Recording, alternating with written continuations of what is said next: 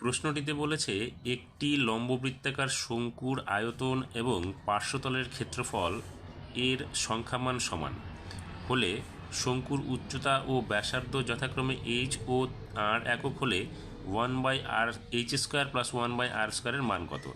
তাহলে এখানে দেখো শঙ্কুর আয়তন এবং পার্শ্বতলের ক্ষেত্রফলের সংখ্যামান সমান। তাহলে শঙ্কুর আয়তন কি? শঙ্কুর আয়তন আমরা এখানে লিখে নিই। শঙ্কুর আয়তন সমান চিহ্ন কি 1/3 πr² h ঘন একক, এবং পার্শ্বতলের ক্ষেত্রফল কি হবে? শঙ্কুর পার্শ্বতলের ক্ষেত্রফল πrl। এখানে πrl যেটা এলটা কি দেখো, এটা যদি শঙ্কু হয় তাহলে এটা হচ্ছে আমাদের তির্যক উচ্চতা এল, আর এটা হচ্ছে কি উচ্চতা, আর এই জায়গাটা হচ্ছে কি আমাদের ব্যাসার্ধ। তাহলে এটা যদি আমাদের এইচ হয়, উচ্চতা হয়, এটা যদি আর হয়, তাহলে এলটা কী হবে? এল সমান চিহ্ন হবে √h² প্লাস r²। তাহলে আমরা এখানে এটার পরিবর্তে আমরা লিখব πr into √h² plus r² বর্গ একক। এখন প্রশ্নানুসারে বলেছে দুটোর মান সমান, তাহলে আমরা লিখতে পারি প্রশ্নানুসারে কি লিখব? 1/3 πr² equals to πr into √h² plus r²। এখন দেখো এখান থেকে πr, এখান থেকে যদি আমরা πr সরিয়ে দিই তাহলে কি থাকবে? এখানে 1/3 ইন্টু পাই সরে গেল, তাহলে এখানে একটা আর থাকবে, একটা এইচ থাকবে। তাহলে এখানে এটা থাকবে শুধু কি h² প্লাস r² √।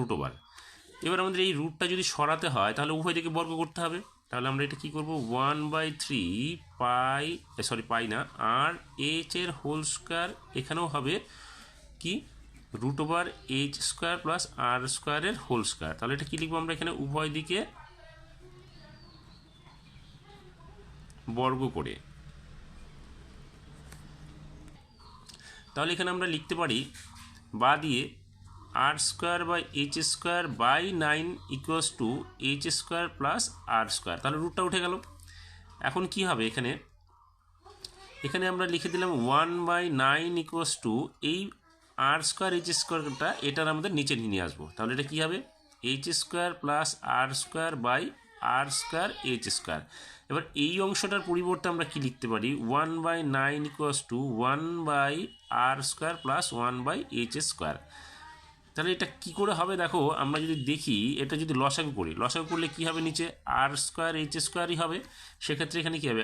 r²টা এটা ডিভাইডেড করলে শুধু h² থাকবে, h² এর সঙ্গে 1 গুণ করলে এখানে h² হবে, প্লাস এখানে দেখো h² দিয়ে এটাকে ডিভাইডেড করলে এখানে r² হবে। তাহলে r² এর সঙ্গে 1 গুণ করলে এখানে আমরা কি পাবো? এখানে পেয়ে যাবো r²। তাহলে দেখো h² plus r² by r²h² এটাই পেয়ে গেলাম। তাহলে এটার মান কত হলো? 1/9। তাহলে আমরা এটা পেয়ে যাব যে 1/9 = 1/r² প্লাস 1/h² বা 1/r² প্লাস 1/h² = 1/9। এটাই হচ্ছে আমাদের উত্তর।